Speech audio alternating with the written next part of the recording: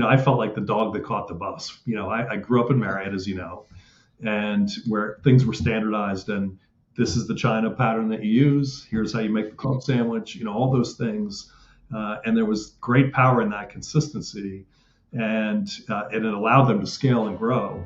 But what they were doing in this case was saying, look, you can do whatever you want.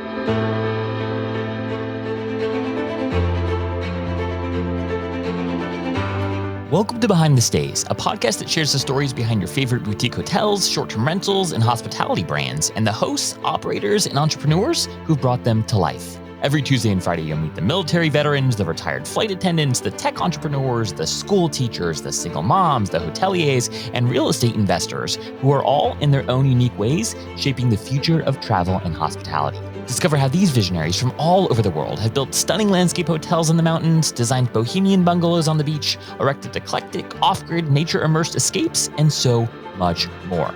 Behind the Stays is brought to you by Journey, a first-of-its-kind loyalty program that brings together an alliance of the world's top independently owned and operated stays and allows travelers to earn points and perks on boutique hotels, vacation rentals, tree houses, ski chalets, glamping experiences, and so much more. And I'm your host, Zach Boozy-Cruz, head of the Journey Alliance. All right, friends, without further ado, enjoy the show.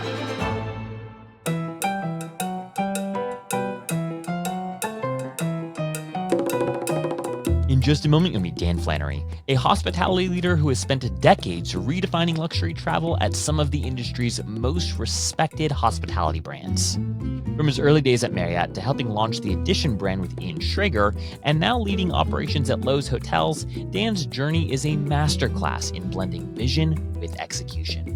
In this episode, Dan shares stories from his remarkable career and fresh insights that help us understand the trends that are shaping luxury hospitality today. Tune in to hear how Dan helped scale Marriott from a brand with less than 100 hotels to one with more than 9,000, how he collaborated with Ian Schrager to launch Edition, a luxury lifestyle brand within the Marriott portfolio, and the first brand that Marriott launched in-house since launching Courtyard.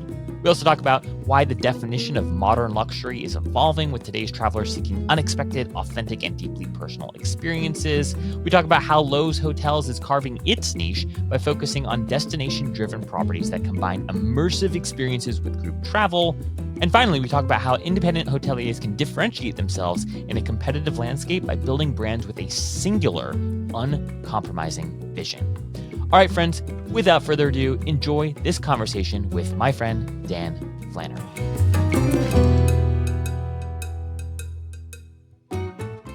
All right, Dan, we are live. Welcome to the show. It is an honor to have you with us today.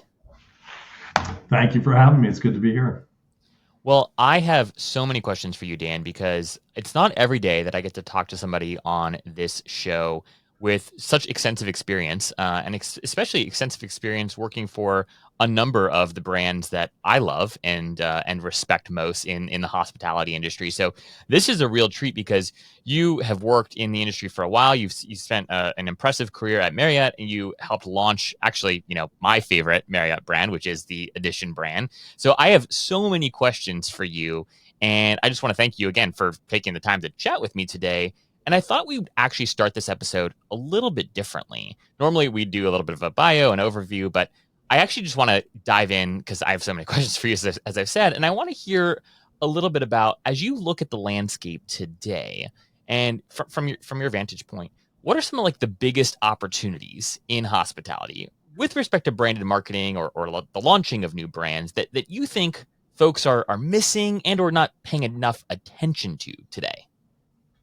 Yeah, I think I think the biggest opportunities are for people who are really focused on a unique idea, in terms of a brand, right? Particularly as it relates to, I spent, as you mentioned, a lot of my career with Marriott, but specifically with Marriott, a good chunk with Ritz-Carlton, and then launching the Edition brand, about 12 years with Edition. So I've been in luxury and lifestyle for more than half of my career. And I still think that's where the best opportunities lie, particularly given, the consolidation that's happened with really unique, well-known brands kind of being bought up and consolidating under the big four operators, and certainly in North America. Yeah, yeah. When this was big news in sort of the unique stay space and sort of like the next gen hospitality space, which I spent a lot of time in. When Marriott acquired, I guess they're now called postcard cabins. They were known as Getaway for a while. This was news, a couple weeks ago, and a lot of the folks in my circles were quite elated actually because for them it was a lot of validation that the behemoths, if you will, are taking interest in sort of these more unique experiential hospitality brands and approaches. Was that a surprise to you at all? Does that sort of align with kind of directionally where you think the big four, if you will, are headed, or did you sort of see that coming from a while back? Well, it's been happening for a while. It's my experience. I started with Marriott in 1981. Wow. Uh, and I was, 18 years old, just finishing high school, and that's when I kind of discovered the hotel industry and decided to stay with Marriott. But at the time, they had one brand. That was before they launched Courtyard, Okay. and less than 100 hotels. The reason I know that is the Maui Marriott was the 100th hotel was a big deal in 1982. And now years later, I think they have 31 or 32 brands now, Yeah. and over 9,000 hotels. And so, you look at what's happened there, and but then you look across, the other big players. IHG, I think, has 24, 25 brands. Hilton has 24 or 25 brands. I think I read recently that Hyatt, that was smaller than certainly Marriott and Hilton for many years, I think now has 29 brands. Wow. And Wow. so it's been happening for a while. I understand why the big brands do it. I understand why owners want to plug into the big networks and reservation systems and rewards programs and national sales programs. To me, what's going to be interesting to watch is how well those big hotel companies can run unique brands that are not commodities, right? We're not talking about Procter and Gamble to say, here's the recipe for the soap, here's how you make the toilet paper, and once you have those brands, off you go. Yeah. Some of these may be, it's probably, in my opinion, from my experience with Marriott, easier to replicate a Courtyard and say, this is the design you use, here's the square footage of the room, here's the layout, this is what you're doing. Similar with Residence Inn, brands. But you get into those more experiential brands like you talked about, or the luxury brands like Ritz-Carlton, or the ones that are about design or activation. And will those big companies be able to run those true to the original idea as effectively as they could? You think about what Barry Sternlicht did with W. Mm. Is it the same now? Probably not. I think most people would admit it's not the same thing. Standard, I think, got bought by Hyatt, I believe. And so, Andre Balazs started that brand. Sam Nazarian starting SLS and the SBE brands, everything that Ian Schrager did with Morgan's Hotel Group. And, how do you buy those and you can turn them over into a brand, over to a brand organization within your company. The easy part's plugging it into the system and saying, hey, benefit from our rewards programs and all that kind of stuff. Yeah. But the more difficult part to me is can you replicate the vision that created the DNA in some of those unique brands, Yeah. or in Ritz Carlton's case, I think what Marriott did that was brilliant, for the first many years with that brand, is they let it operate independently. So Mm. when Simon Cooper took over for Horst Schulze, he wasn't trying to be Horst Schulze, but he was not afraid to embrace and learn the things that Ritz Carlton did to really leverage culture and quality and an understanding of the luxury consumer. And that organization, when I was with them, was singularly focused on that. Wow. I think it changes a lot when you take these brands and you turn over the management into these continent, operating structures where you have somebody that is, running that region, and now they're responsible for 25 or 30 brands. How could you even name them, much less know what makes them special, what makes them unique, what skill set is it? required to not only maintain the ones that you have, but then do more of those and grow in a way that protects the value in that brand. That would be interesting to watch for me. Yeah, I couldn't agree with you more. And I think a lot of these larger operators, they pride themselves, right, on standardization and consistency. And for years, right, it was all about consistency, right? People. I remember Marriott, like they were a leader in this, right? And much better than me. But everything I've ever read about them was, people wanted to know that, hey, when they showed up to a Marriott hotel, they'd have a great bed, they'd have Right. it'd be a beautiful, clean room, it'd be consistent, the amenities would be the same. They knew what to expect, right? And that Right. was the big value prop. And I feel like today it's less about what to expect and much more about the unexpected, right? So how are you going to surprise me? How are you going to delight me? How is this experience going to feel unique and novel? So it will be really interesting to see how a brand, arguably one of the most influential, if not the most influential brands in hospitality, how they sort of adjust as they go and essentially acquire these more bespoke brands. And I wanted to get your thoughts on this, Dan, because you have this really unique perspective of launching a brand. I would even argue you basically launched a startup with Edition within the context of Marriott. What was that like? Like, how was it? Was it difficult? Was there a lot of friction? Talk to us a little bit about like how it is to really launch a startup within a business that is so big, right? That relies on standards and has acquired many brands over the years. But again, you would know better than me. I'm not entirely sure how many brands were originated from Marriott itself. It's outside of and in fact, I think they acquired the Courtyard brand, didn't they? No, they developed Courtyard. Oh, they did develop Yeah. Courtyard. Residence Inn they acquired. Is that right? Bought Residence Inn, Bought bought Residence Inn. Renaissance, bought Okay. Okay. Ritz-Carlton, bought all the Okay. Starwood brands. It's really it's a great point, and it's a credit to Mr. Marriott and Arnie Sorensen, who was the CEO of Marriott at the time. They together did the deal with Ian Schrager. And one of the things that Arnie used to be famous for saying is he said that Marriott didn't really have permission from the consumer to get into the lifestyle space. And so everybody was telling, Mr. Marriott and him that, lifestyle is where it's going. You got to get into that space. You've got to develop something. And he was smart enough to realize that this is something very unique and very different that is counter to what Marriott had built or bought in the past, quite honestly. And so they went out and they talked to everybody, and they finally negotiated the partnership deal with Ian Schrager back in 2006. I think finalized it in 2007, and then I was the first hire from Marriott in 2008. And one of the things that Arnie, a couple of things that were appealing for him and for me is that I didn't want to. I grew up in Maryland, but I didn't want to go work out of Bethesda, in that, and move down south again. I like this area. Yeah. And he said, look, he goes, this is going to be an SBU from the beginning. And it's going to be based out of Ian Schrager's offices in New York City. And you'll be paid by Marriott, but we want this to be, he described it once as, I want an Ian Schrager hotel on a Ritz-Carlton chassis, because he felt like the sweet spot for the opportunity was that there was not really a global luxury lifestyle brand.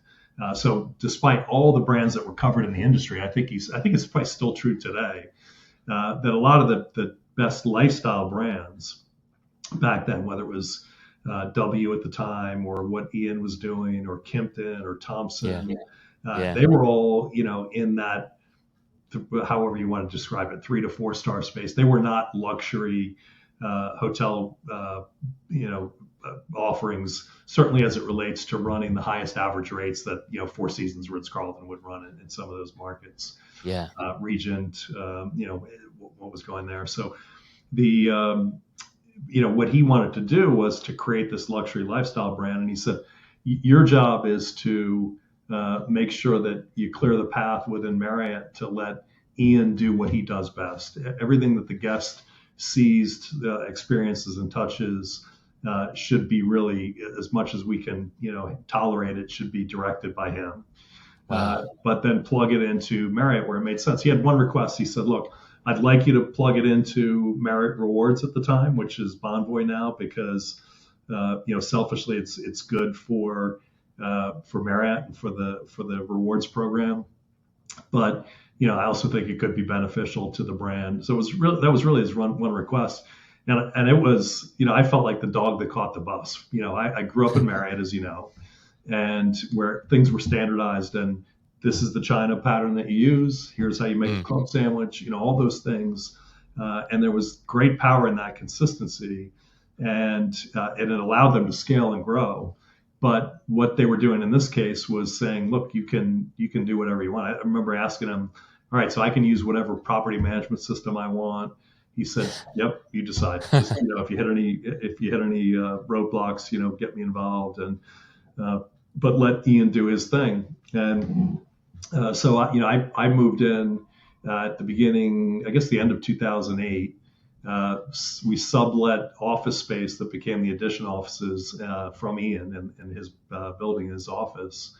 And for the next better part of the next 12 years, I really felt like I was working for him. He would always say, "No, you work for Marriott," but I was taking direction from him because he was taking that lead, and he was just brilliant. I mean, it was the most fascinating opportunity, but hard work. One quick funny story. In the hotel business, we have what we call OS&E, which is operating supplies and equipment for a new hotel. And I took a typical OS&E list that we had used in Ritz-Carlton, and I gave it to him one time, and I said, a lot of it's pots and pans and sheet pans and mops and brooms and things that, engineering tools, things that you need, but it doesn't necessarily matter where you buy them. But then there are guest facing things like, terry and linen and china patterns and glassware and silverware and, all the branded collateral umbrellas and things like that. And on a typical OS&E, there's about 3,000 different items. And I said, Ian, highlight the ones that you want to approve. Because I was thinking he'd say, use whatever crib, you used at Ritz-Carlton. Use a Ritz-Carlton mattress. I'm sure it's good. Use their pillow. Yeah. And no way. So he took the list. I still remember the number of items. He highlighted 862 items that he wanted to approve and select. I mean, he needed to touch every single iron and look at, I didn't know him well enough at the time. I told him this years later that I wished I would have been courageous enough when he was in my office laying on mattresses. I think we had 9 different mattress samples on the floor with different linen on them. And he's laying on the floor, leaning on the pillows, rubbing the linen on his face, asking me, how much these cost, what's the thread count, can we get it without this piping in it, because he wanted to simplify things. And we did that over and over and over again over probably better part of a year. Wow. Just to land on the core standards for the OS&E stuff. So it was intense, and it was by then kind of beat the clock to get the first hotels open and have all those standards established. But it was amazing. It was just an opportunity that I never had within Marriott prior in my career, either because both Ritz-Carlton was as rigid about their standards and their selection, so you didn't have a lot of play in those also. But it was quite a time. Yeah, I mean, Ian sounds very Steve Jobs-esque, right? As you're describing him, sort of like laying down on the mattresses, rubbing the linen on his face. That seems something very Steve-like to do. And I think that's one of the great things about great creatives and great creative entrepreneurs in particular, right? Is that they're obsessed. Right. And you have to be able to create a product. I mean, everyone talks about Elon and just to pick on him for a second here too, right? It's like one of the things he's best known for is just how obsessive he is, right? And so and there is something that I think is just inherently needs to be inherently true if you're going to create a next gen brand, any product, quite frankly, that's going to stand out or be differentiated from a consumer perspective. The entrepreneur behind it has to be kind of crazy. Like you have to be kind of obsessed, right? Yeah. Not to say that Ian's crazy, but that image was so descriptive, and I like the brand even more now that I know that he laid on all these mattresses and rubbed all this linen on his face. He was like that with everything. One time I was working with somebody who had worked for him before, and we were trying to get a press release finished for one of the hotel openings. And she said, I think it was the first one that we opened. And she said, just for your own amusement, keep track of how many times this gets rewritten. And it was 31 times. Because 31 times. because he would say, "What do you think? I think it's great. Let's go." I want to get it out to the press. They're clamoring for something, and he would say, I was thinking about it. There's some things I want to add to it. There's some things I want to change." And he would just, anything that could get better, whether it was a rendering, photography, a design, the styling of a back bar. You literally talk about no detail was too small for him. He's a fascinating guy. Yeah, it really sounds like it. So what was it like to be working on, the sexy new startup within Marriott, and having come from the Ritz-Carlton? Was there like a lot of like internal conflict around like why are we launching? We already have a luxury brand. Like why are we launching a new luxury lifestyle brand? Or was it pretty like clear to folks that, oh hey, consumer preferences are evolving. We don't really have anything in the luxury lifestyle space, and there was a lot of congruency and agreement that this was sort of the best thing to do for the brand? Or were there like internal politics? I'm not asking for dirt here or anything. I'm just curious, what was that tension like? Like, because I have to imagine that tension existed. Yeah, it did, and I didn't experience it too often because Arnie at the time made it very clear the way he wanted this to operate, right? So, Yeah. but I could tell, I knew from some of my peers being around the company for so long that there were people who were very envious of the opportunity I had and the freedom that we had to just go, create something new like that.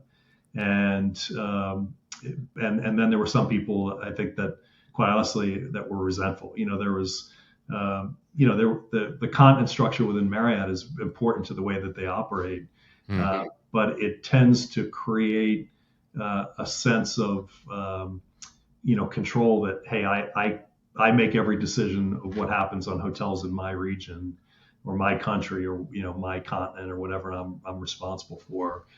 And most of them were very respectful of the fact that hey, this needs to be different. But I did come across people from time to time who wanted to say, hey, it's different. You're in the Middle East now, or it's different. You're in Asia now. It became clear to me that that often is a dog whistle for let's be like everybody else, right? You even see that within the U.S. Well, it's California, you got to be different here. It's the Northwest, or ultimately, if you believe that your brand is unique and it's a great idea, then lean into your brand, do what you're known for, unless it's culturally offensive, right, to somebody. But don't. It could be McDonald's, right? But if you're going to do McDonald's in a region in the Middle East, don't start saying, "But I can't do hamburgers and French fries." Don't do McDonald's. Yeah. Go do something else. Yeah. So well said. Yeah, I was fortunate enough, thanks in part to an introduction from you, to stay at the Edition in Singapore, and it was an absolutely just stunning property. And me and my business partner, we were hopping around, and we like walked into just different hotels in the neighborhood, and we checked out the Four Seasons. We had like a drink at the bar there, and and all the other hotels that we popped into and visited. The soul, quite frankly, of the Edition was so dramatically different, and it felt very integrated. Like it did not feel out of place by any means, but the soul of the property from the minute that you walk through the front door just feels dramatically different. So that's the only one I've been to, but I think that you guys absolutely nailed that, right? Like how do you ensure that you have something that's distinct and unique, but doesn't feel dramatically, out of place? And I think that the Edition in Singapore is a perfect example of that. It was an interesting, I don't know if it was, certainly it was Ian more than anybody, but I don't know whether it was his strategy or was just something that evolved or it's just intuitive for him. But it was interesting to watch the process evolve to be able to take something like that and scale it and do it globally. It was one thing when, Ian could work on one hotel and do everything himself and direct that and get that idea to be unique and what he wanted it to be ultimately. But then you take, when you had scale, I think towards the end of 2018 into 2019, from the middle of the year on, I think we opened Bodrum, Turkey in June. We Wow. opened Shanghai and Abu Dhabi, or Shanghai and Barcelona in August, I believe. We opened Abu Dhabi in November, and then we opened the Times Square edition in I think January, February of 2019, if I recall right. So between June and 5 different hotels in 5 different continents, and then we opened West Jeez. Hollywood later in that year. And so, but what was really interesting is watching him develop the platform and the expertise to get all those details the way he wanted, right? So it's one thing to get the OS&E standards or decide who's going to do. I'm sure you noticed the custom edition scent. Oh yeah. Le Labo did a scent for us, right? And so the process of developing a scent that was unique, that we wanted it to be in the diffusers in the lobby and in the candles. We wanted it to be in the bath amenities and in products like candles that we sold retail. But if it's going to be in the bath amenities, it can't be overly masculine. It can't be overly feminine. So how do you create something that is going to be, fill that need, right? And who's going to do that? Ultimately, is Le Labo, and that's what it became and is. But those are the easy ones. The harder ones were how do you get all the other pieces right? So every different project, he wanted a different designer that he would be kind of managing and guiding, and he wanted a different F&B partner so that it would have a distinct kind of personality with the restaurant and bar offerings. But everything else was going to follow under his direction with the same resources. So we used the same lighting company, Isometrics, that does theatrical lighting, that did all of the lighting standards for every project. We had a sound company, he'd kill me if I gave you all the playbook here, but a sound company that did rock concerts, that did all the AV for the public spaces for the hotels.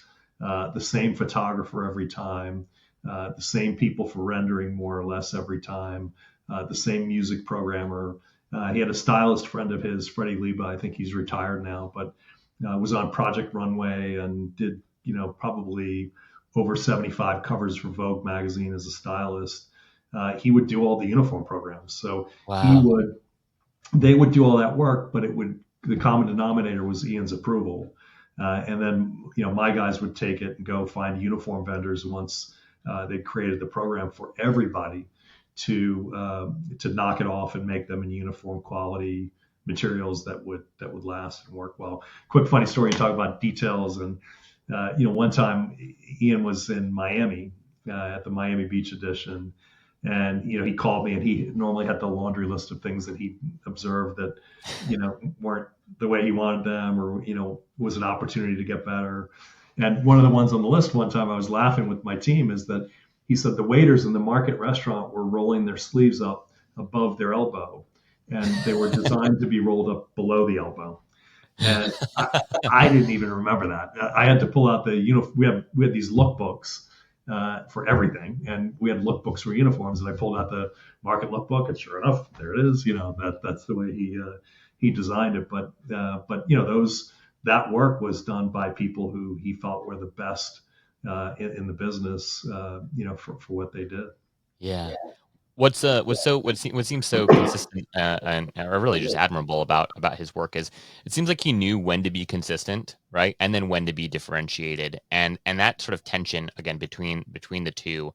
I think oftentimes people go one extreme or the other. They try to be like super distinct and want everything to feel very very different, and then they lose some of the consistency. And so that way, when you go to a different property that you fell in love with at first, you're like, oh, this is cool, but it's not really, it doesn't have a lot of the same charm or aesthetic or whatever it is, right, that I first fell in love with when I visited the property over here. And it seems like he understood that balance very, very well, which is again, just so hard to nail. But I know we could talk about, Ian and all the great work that he has done and did with Edition for forever. And I could geek out about this stuff all day, but I do want to get more of your thoughts, Dan, on just kind of broader trends, given that you've worked in travel, in hospitality for your entire career, basically. I want to hear how you have seen any shifts that you've observed in sort of like the luxury traveler, right? So you worked at Rich, you helped to launch Marriott's next gen luxury lifestyle brand. You're now at Lowe's. I want to hear just any musings you might have on kind of like the state of the luxury traveler. Are there things that are, wildly different than a decade ago, than 5 years ago? What things are consistent? Take this in whatever direction you want, but what are just Dan's musings on today's luxury traveler? Yeah, I think the it depends on your definition of how you use the word luxury. Mm, I used to do this when I did orientation for new employees. I would, say, take out your phone for a minute, and how many of you use Amazon? Start to do populate a search for luxury and stop right there. So it'll finish it'll recommend the search for you. And there's luxury pens and luxury candles, and so people throw around the word luxury, and what does that really mean in the hotel space? yeah. People, you hear people just redefining modern luxury. That's usually a signal that they're not really fully committed to what you would traditionally say the top end luxury consumer is, and what are people paying the very, very top rates for, right? There are people who are paying by suites for $25,000-$30,000 a night and more. We used to get some of them years ago when I was with Ritz Carlton. We had a top suite rate of $15,000. This goes back in 2000, early 2000s, where we would sell it, and it was either very, very high end travel industry clients who are using travel agents still, believe it or not, that still exists, especially for the really affluent traveler. There's a big consortia event in Las Vegas every year that the first time I ever brought people to it who had never attended it. It's called Virtuoso, and it's a consortia program for all the top travel agents. And I think there's something like 6,000 to 7,000 top luxury travel agents there. You got to get accepted into their program and have the criteria that they require to be accepted. So there's that many people just in North America that are booking luxury travel. Wow. And so what are they looking for? What are their clients looking for? When you say luxury, what are people really paying top rates for? The reality is, that the top luxury travelers, we get some celebrity, clientele that stay with us. They're not booking with us because they get points, right? Yeah. So they want privacy, they want great service, they want great food and beverage, they want really good amenities. Simon Cooper said to me once when I joined Ritz Carlton, he was the president when I moved over from the Marriott side to Ritz Carlton, and the best advice he gave me is he said, the toughest thing about transitioning to luxury, in his opinion, is that when you were with Marriott, you could make decisions for the Marriott guest because demographically you were them, right? Mm. That's your lifestyle. He said now you're really trying to cater to the aspirational top end traveler, really the top 1%. And they live a lifestyle that you're probably never going to live. Private jets, personal assistants, multiple homes, art collections, and they will know if you change the olive oil from imported Italian extra virgin olive oil to a domestic olive oil.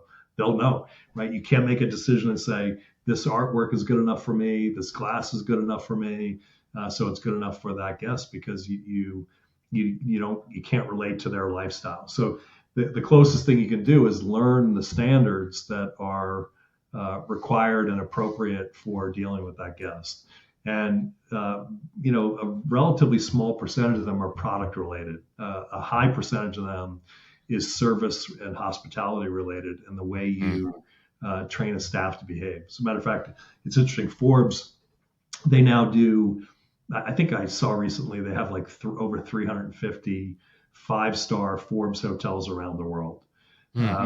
I joke with some of those guys that they've lowered their standards, because if you look back at 2008, I had one of 5 Ritz-Carlton hotels in the world that were 5-star with mobile at the time, before Forbes bought them. Oh, wow. And there was only 31 in the world, I think, at the time back then. So now that there's 350, but there's over 700,000 hotels in the world, right? So it's still a very rare area to be in. But But to pass that standard, you have to have the product standards. There's things that they're looking for. They talk about things like 5 fixture bathrooms, so you've got 2 sinks plus a tub and a shower and a toilet. But the product, when they are evaluating a hotel for 5 star, there's 900 different points or so that they're evaluating in a hotel. Less than 100 of those are product related, which means 800 are really teaching skills and changing the habits of a workforce that didn't grow up in luxury. And that is a massive effort, right? So even getting managers that understand the standards that you're looking for and training people to don't lean and button your jacket when you stand up and don't use jargon and speak in complete sentences. In a society that we've learned how to kind of truncate everything, right? We say checking in, more coffee, all finished. Have a good one. Some of those things, and reprogramming people in a service industry that has very high turnover. If your turnover is 25 or 30%, then you're starting from scratch with your staff. A quarter of your staff every year, and so you better have training and standards and orientation and processes and reinforcement tools that are really rigorous around those standards to pull that off. Yeah. Do you think I'm curious because one of my observations, right, is, and obviously using ADR or using whatever your top room rate is one, right, measure of luxury. What are people willing to pay for your product? What are people willing to pay for your service, et cetera? Do you think sort of the next generation of travelers are interested in a different type of luxury? Are things that might have appealed to, let's say boomers or older Gen X members as millennials, make more money, as they spend more on travel than maybe previous generations did, as their just overall spending power continues to increase, and you see them spending $1,200 a night to stay in like a treehouse, for example, right? Like, are there any, I guess, macro observations from your perspective around whether or not the product and or service that we're talking about that have historically defined true luxury, whether those are shifting at all, or is it one of those things that's like, hey, just wait till you're another decade or a couple decades older, and then you're going to want, right, all the things that we define luxury as today? Like, is it really a generational or life stage sort of thing, or are there actual dynamic shifts happening in how people define what they think luxury really means? Yeah, it's. I don't think it is about what stage of life that you're in. I think the formality is less important, and in some cases is a disadvantage today versus what it was 40 years ago. When I was working in great restaurants as a waiter, I was in a tuxedo, and you had piano players and harpists in the restaurant, and you don't see not too many people want to go to those kind of restaurants anymore. So formality is definitely less important, but refinement is different than formality, right? Refinement is still important. I hate to use the word because when it comes out of my mouth, I want to shove it back in. It's another one like luxury that's overused so much, but we talk a lot with Edition, with Ian, about authenticity and really, what does it mean to be authentic? Having things that are real, and what did that mean for us with the Edition brand? There are other things like, quality is always important, right? So a great steak's a great steak. Doesn't matter what kind of china you put it on, whatever. But certainly in the hotel space, space and size is luxury, right? So you're not going to take a 180 square foot room and you can put mirrors on the walls all you want, right? You're not going to convince people that space doesn't matter and size doesn't matter, location doesn't matter. You're not going to take a 350 square room and make it luxury, right? You better have a standard room that's 5, 6, sometimes some markets 700 square feet of space. You're not going to compete. There's a reason suites run a higher average daily rate than standard rooms, right? People with money are willing to pay for more space and more room. There's a reason that the ocean view rooms have a much higher rate premium than the ones that are on the city side. So some of those things are timeless, but the formality has certainly changed over the years. Yeah, I love that distinction between formality and refinement too, and I actually think that that's good advice to anyone listening to this conversation too. Is understanding like the nuance between those two terms and ensuring that you know you're not losing refinement because you're saying, oh, we're not formal, right? That's just not our vibe. It's like you can still have a vibe and still be refined, and Right. I think that that's an important nuance there. I Yeah. am I am curious, Dan. So when you think about sort of the work that you're doing at Lowe's, as you guys think about sort of the target demo that you guys are going after, as you think about sort of the next generations of travelers and how to build products, you mentioned that you guys are opening some new hotels very very soon here, right? What are things that folks at, let's just say, like the executive table in hotels right now, like what trends are folks paying attention to? What observations do folks have about how consumers are choosing to travel, where they're choosing to go, how they're choosing to spend? Are there any sort of like hot topics, if you will, that you think folks, your peers, quite frankly, in the industry are concerned with, are excited about? Anything come to mind there? Yeah, I think there's still some settling going on as far as how things are recovering from post-COVID, Yeah, right? yeah, So people are trying to figure out, are the cities really going to bounce back as strong as they were? Will office workers, business travel is a big component for a lot of hotel companies and hotel brands. So is business travel going to ever come back and be as strong as it was in the past?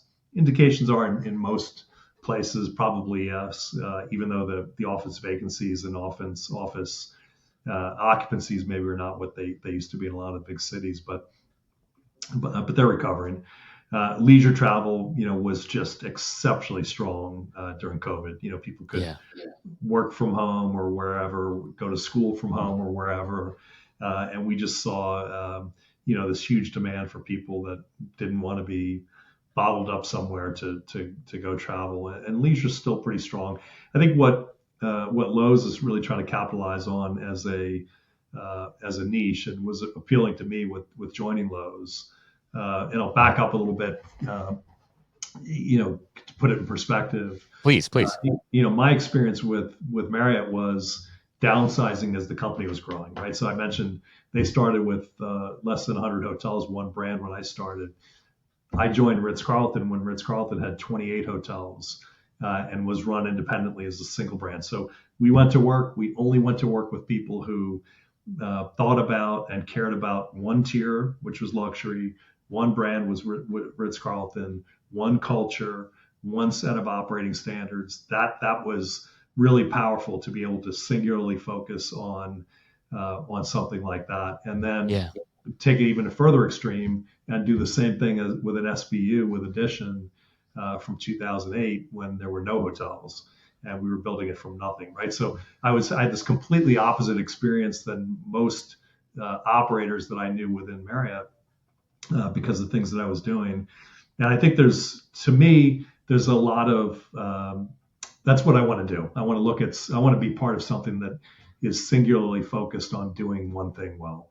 I could mm, never imagine working for Hyatt and having 29 brands that I'm responsible for. Like, how do I couldn't, know the culture of five of them as effectively as I could, recite the culture of Edition or Ritz Carlton like it was my phone number because that's all I was focused on. So the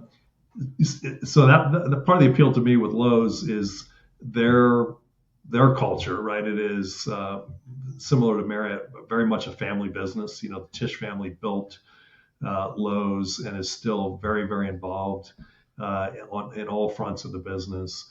But it's got a real singular focus on a segment of the hotel industry and doing that particularly well. Not only doing it well, but doing it as an owner operator. So there's only 2 hotels that we have management agreements on that will probably exit, at some point in time, so that we're not working for anybody else. We're not dealing with Yeah. asset managers. We're not, we're either 100% owners like the Coral Gables Hotel. Well, we have a partner. Sorry, we have a partner JV partner in Coral Gables, but Arlington, Texas is a good example of a Regency in New York.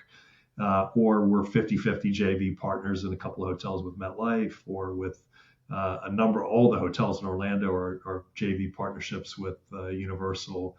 But we manage them. So we've got skin in the game. We've got ownership at stake. And it gives you a lot more control of the quality of what you're doing. Then you're not doing things by committee or consensus as much, or trying to please asset managers that may have a different objective or point of view, or ego sometimes that that you don't agree with.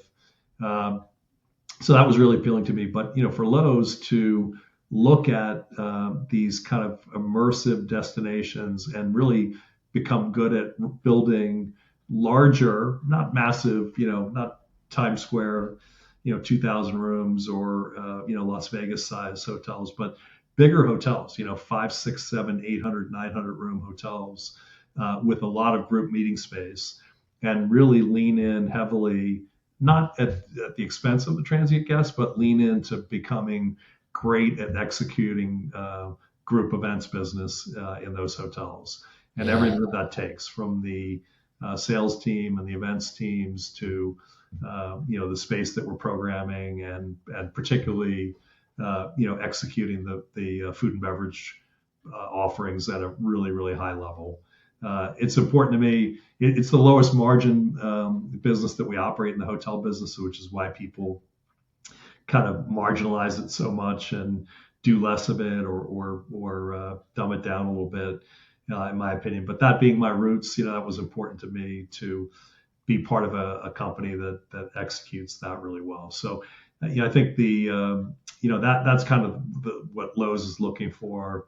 Those opportunities where we can compete and build. We're not trying to get 5 stars, but like I said before, you can have a 4.5-star product with 5-star behaviors and services and level of service behaviors, right? Not house cars and 7 concierges and turn down service necessarily, but have a staff that has a level of refinement and skill set that can deliver a really great experience in that kind of framework. Yeah. I mentioned I was fortunate enough to go to the Coral Gables property. I think maybe just a few months, 4 or 5, maybe 6 months after it had opened, and I was so impressed. And I've had the opportunity to travel a fair amount and stay in some incredible properties. And I remember saying to my business partner, I was like, "This is like a remarkable hotel." I was like sending it to folks. I was like, "Have you guys ever heard of this hotel?" And again, that was my first time ever staying at a Loews property, and I was very overwhelmed, positively, by sort of the experience, and specifically I'm glad that you called out the F&B, because at that restaurant, anyways, the restaurant and like bar just feel like very expansive. Like it feels almost like tiered. There's like a large inside space. There's kind of like a mix inside outside, and then there's like a beautiful like outdoor like terrace space. And the way that restaurant like flows, it just felt like it felt like sometimes you go into a restaurant, it's like massive, and you're kind of like overwhelmed. Like, where do you sit? And you kind of notice it being like maybe empty if there aren't a lot of people there. But the way that particular restaurant was designed in like these like kind of 3 phases or whatever, or 3 sections, it felt like it was like bumping on like a Monday night, when in actuality I'm not like convinced it actually was bumping, but just because of how it was laid out, it felt like there was like a true vibe. The service was exceptional, the food was amazing. So anyways, props to the Coral Gables team, because I was very, very impressed with that property, at all. And the room was fantastic, the service was amazing. There was like some partnership with Uber that you guys had going on, or like basically we got like free Uber rides for like the couple days we were there, which was awesome. So Yeah. But I love that focus. That one, I've been with Loews for 9 months, right? So I can't take credit for anything here. But that hotel in particular, great general manager there, Nadine, which is really important in our business. Having the right leader that has a really good, deep luxury background and is a magnet for talent, right? He really attracts good people and a great team there. And then Mark Weiss, who's our head of food and beverage, really is pretty brilliant at concepting, restaurants and bars. It's interesting. I heard once somebody say Drew Nieporn's partner is a guy named Michael Bonadis, and he used to say Drew said that restaurants and bars were cats and dogs, you can't have a cat try to have a cat do dog's work. His point was there are people who are good bar operators who should never run a restaurant, and vice versa. Hmm. But Mark not only understands both, but he understands the how to build the framework and execute great big banquet events as well. Yeah, I agree. I thought he did some really great work in that hotel.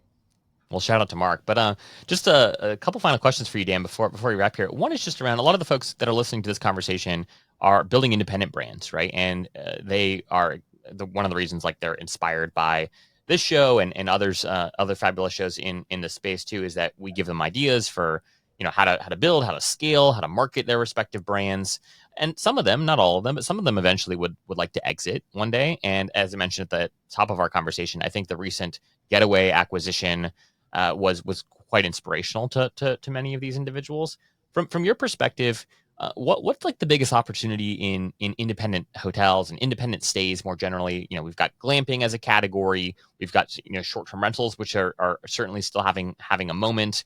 I've branded short-term rental collections, people like moving off of Airbnb and just essentially operating a little bit more like a distributed hotel. This is a model that more and more people are exploring.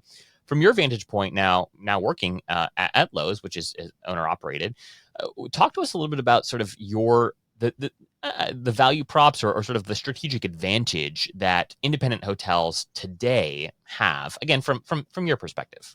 Yeah. Well, they have an advantage if they do it well, right? If they execute an idea well, because I think the advantage is going to go. The brands I admire most now are the ones who have a singular or very limited focus. I think Four Seasons is still singularly focused on luxury. Auberge singularly focused on luxury. Montage, I worked with Alan Firstman years ago.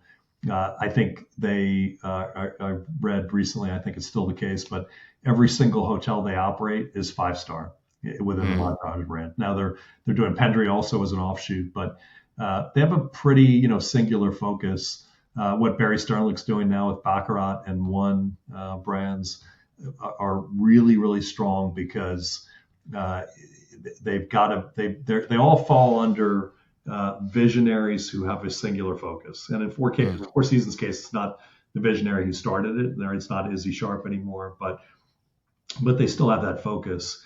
And I think that's going to give them a big advantage because, like I said at the beginning, I don't believe that the brands that have got kind of acquired and are being managed by people who didn't create that idea I just don't see how it's possible to run that true to the spirit of the original idea. That's the first thing I would say. The second thing I would tell you is, kind of harkening back to your first comment about, Marriott's history of buying brands, right? The first thing I ever learned from Ian, it felt like going to getting my MBA, working with them. It was just such a different approach in the business. But he was trying to make a point to me at the beginning, and he said, we hadn't, done logos or picked restaurant partners for first, much less design work. But he took out a piece of paper and he said, look, Marriott doesn't build brands. He said, you haven't built a brand since Courtyard. And he wasn't trying to insult me, but he was very direct about what he was saying. He was also very right. And he said, he goes, Marriott doesn't build brands. He said, you buy them. And he said, you bought Ritz-Carlton, you bought Renaissance, you bought, Residence Inn. So you bought all these brands over the years. And he said, I create brands. And he said, when you create brands, you don't do it by consensus or committee. And he said, you try to do too much stuff within your company by consensus or committee. He said, you don't do anything creative that way. You don't write a song by committee. You don't paint a picture by committee. You don't write a book by committee. You've got to have somebody who has an idea that has control, and then that becomes your center point. And that's the first thing he said. The second thing he said is when you create a brand has to stand for something. And he said before we lift a pencil to do anything and pick a pillow or an iron or anything, things that we've talked about. We have to really dig deep into what this brand is going to stand for and what that's going to mean. And he took out a piece of paper and he wrote down foundation, philosophy, and ideals. I saved it. I used it in orientation to connect people back to where this came from. The foundation became these 4 core values. Didn't have to be 4. At one point it was 9 when he was playing around with ideas, but they came down to passion, authenticity, sophistication, and enchantment for very specific reasons, all the way down to vocabulary and telephone etiquette and what that was going to mean in those cases. But that was the foundation. The philosophy became this ethos that put those 4 principles or core values in context to tell a story of what this brand is going to be known for, what it's going to stand for, how it's going to feel for the guest, what's your role as an employee in this. And people need to know it, right? It's, you can improvise a song, but only after you learn to play the song the way it was originally written. And so people had to learn that ethos and learn those core values and learn what it means. And then the ideals were a set of behavioral things that were important to train and teach. But I think my advice to people who are creating an independent idea is don't do it by committee, right? 1 or 2 people is fine, but you need to have a visionary who's providing the direction. And then you have to decide, what is that going to stand for? And what does that mean for everything?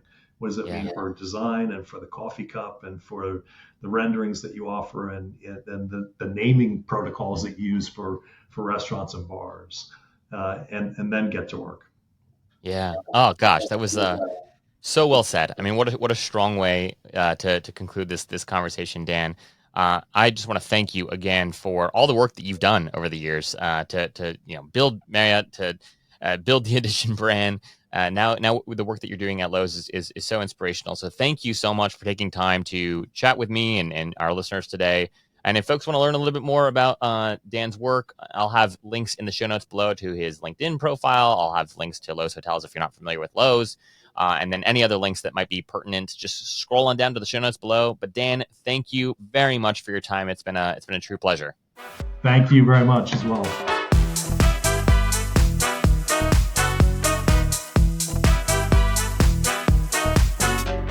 Hey friends, thanks for joining us for this episode of Behind the Stays. I'd love to know what you thought of the episode. Feel free to shoot me a DM on Instagram at Behind the Stays or send me an email at zach@joinjourney.com. If this is your first time tuning in, it's a pleasure to have you and we hope to have you back again soon. But if you've been a listener for a while, I'd greatly appreciate if you'd subscribe to the show if you aren't already, and then leave us a rating and review of the show wherever you're streaming this podcast. Oh, and if you know a hotelier or a hospitality entrepreneur that's building something new and novel, I invite you to introduce them to me so that my team and I can discuss bringing them on the show. Again, you can just shoot me an email at zach@joinjourney.com or a DM on Instagram. Behind the Scenes is brought to you by Journey, a next-generation loyalty program built for the modern traveler. We're looking to onboard new boutique hotels, unique stays, and the top vacation rental management companies onto our platform every day. If you're a hospitality entrepreneur who has a stay or a collection of stays with soul, we'd love for you to apply to join our alliance at joinjourney.com/alliance. Again, that's joinjourney.com/alliance. Thanks for being here, y'all. We will see you next time.